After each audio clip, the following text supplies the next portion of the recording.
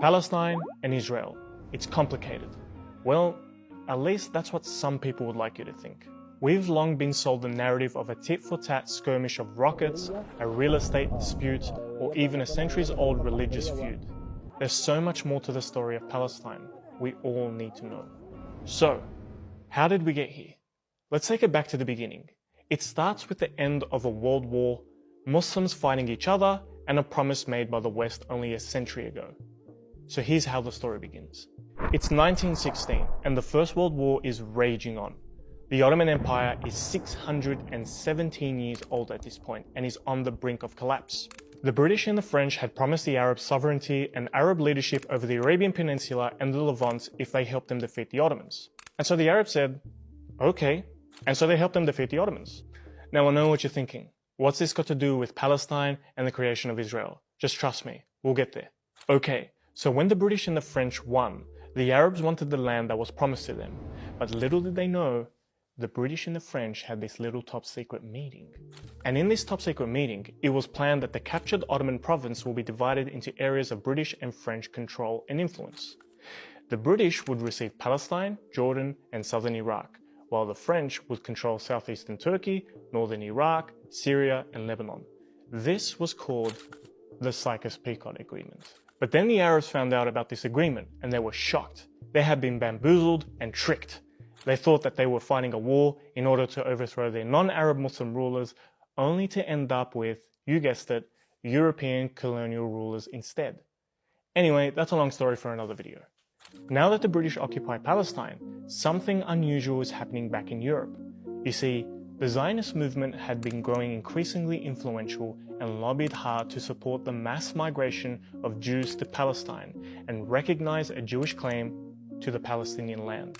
And in 1917, Britain out of nowhere publicly declared its intentions of establishing a national home for the Jewish people in Palestine. So the British just gifted Palestine, a country which was made up of 90% Palestinians, to European Zionists. They gave it just like you would give a box of chocolates. Historians still debate till this day why the British gave Palestine to Zionists. It's simply baffling. Now, at this point, the Jewish population in Palestine was less than 10%.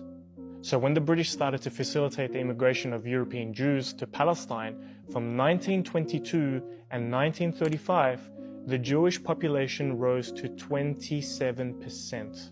With the British mandate in full swing, mass European Jewish immigration meant that more land would be seized and the native Palestinian population grew increasingly worried. The Palestinians would demonstrate their concerns to their British overlords, but they wouldn't have it. European Jewish settlement was on the rise. The British proposed a partition of Palestine and even advised the forceful removal of the Arab population from their homes. And yes, this was their plan to resolve the issue. So the Palestinians naturally rejected this proposal and revolted against the British. The revolts were crushed violently, killing thousands of Palestinians. But the Palestinians wouldn't give up. They would continue their fight for independence, and the British were clearly fed up. So in 1947, the British decided to hand over their responsibility for Palestine to the United Nations. So basically, they just said, here, clean our mess. And so the UN proposed this ridiculous proposal again, where Palestine will be partitioned into a Jewish and Arab state. Remember, Jews in Palestine only constituted 1/3 of the population, most of whom arrived from Europe just a few years earlier. Yet, in this proposal, they were allocated 55% of the land. Feeling like they got a bad deal again, the Arabs rejected the proposal, and the Zionists accepted. However, here's the catch. The Zionists didn't agree to the proposed borders, and even campaigned for more land. So they agreed to an Israeli state, but didn't agree to the size of it, so they can just choose it for themselves.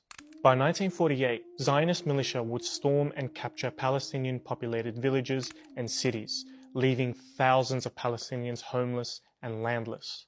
The Zionists wanted to seize and cleanse as much land from Palestine before the British would officially withdraw their forces. And on the same day that they left, the Zionists proclaimed the establishment of the new Israeli state. Overnight, millions of Palestinians lost their country. And what's even more bizarre is that immediately the two superpowers, the United States and the Soviet Union, recognize the new state of Israel. And if it couldn't get any worse, May 15th, 1948 was perhaps one of the darkest days in Palestine's history. They called it the Nakba, or the catastrophe. To lose your country, your identity, and your home just like that is something truly horrifying. But that wasn't enough for those Palestinian men, women, and children. They had to be ethnically cleansed from their lands and driven into near total destruction. See, the creation of the State of Israel didn't just mean that 1.9 million Palestinians were forced out of their homes. Didn't just mean that 78% of historic Palestine had been taken from its natives. Didn't just mean that 530 villages and cities were destroyed and ethnically cleansed. And didn't just mean the killing of 15,000 Palestinians in a series of mass atrocities. It means that it was the start of something even more horrifying for the Palestinian people.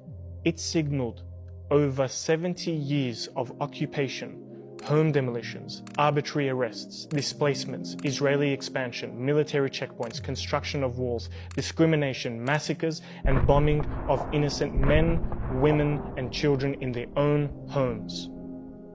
So no, it's not complicated. The Palestinians are a people who have been oppressed and had their lands taken away from them and have been suffering ever since. This is how the events of the past shape the conditions of today. This is why it is important to remember and reflect our history before it repeats itself again. Because Allah knows we don't need it to happen again in another part of the world. May Allah lift the pain and the struggles from our Palestinian brothers and sisters. Ameen.